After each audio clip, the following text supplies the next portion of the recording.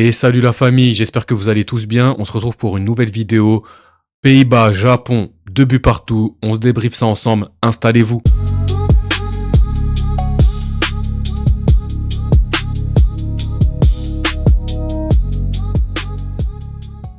Effectivement, le Pays-Bas et le Japon se sont neutralisés tout à l'heure, 2 buts partout. Pour tous ceux qui se sont arrêtés à la première mi-temps, malheureusement pour vous, vous avez loupé le spectacle. Tout s'est passé en seconde mi-temps. Dès la seconde mi-temps, le Pays-Bas a changé en termes d'intensité. Il y a eu beaucoup plus de duels, ça allait un peu plus, ça a un peu plus appuyé. Mais le Japon a su tenir, le Japon a su contenir également.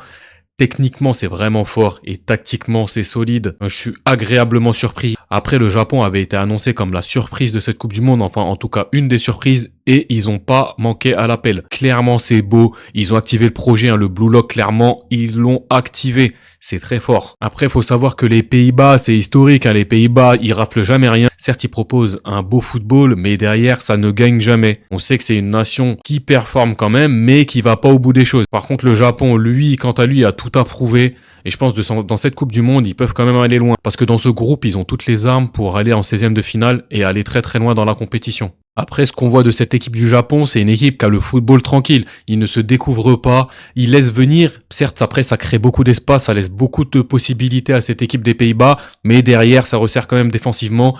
Et ça prend pas l'eau. Certes, ils ont un football aéré, mais qui ne prend pas l'eau. Justement, à trop laisser d'espace, ils ont permis à Van Dijk d'ouvrir la marque à la 51e minute. 5-6 minutes après, sursaut d'orgueil, ils ont tout de suite égalisé pour tout de suite après se revoir dominer. Les Pays-Bas ont repris l'avantage. Du coup, c'est parti dans une bataille. Mais dans cette bataille, le Japon n'a rien lâché. Ils se sont montrés tenaces et c'est en toute fin de match qu'ils parviennent à égaliser. Côté Japon, ce qu'on va retenir de ce match, c'est que c'est une équipe structurée, une équipe qui joue bien au ballon, une équipe qui sait ressortir.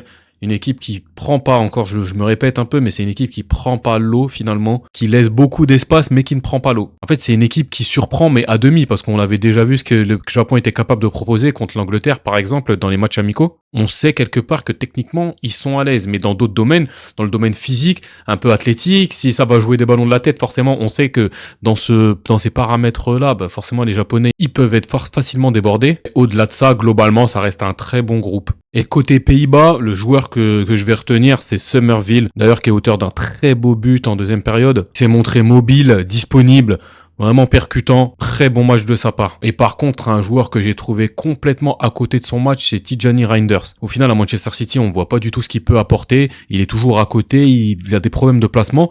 Et je le vois en sélection, j'ai pas l'impression que c'est bien mieux. Donc à un moment donné, Tijani, pour moi, on n'est plus sur le Tijani du Milan AC. Je pense que ce qui plombe le match, c'est le triple changement qu'a effectué le sélectionneur hollandais, à savoir Summerville, Malen, qui est auteur d'une double passe décisive, Gravenberch. Et à partir de là, je pense que ça plombe le match. C'est ce type d'erreurs de coaching, de tactique qui peuvent s'avérer fatales, surtout à ce moment du match. L'équipe mène 2-1.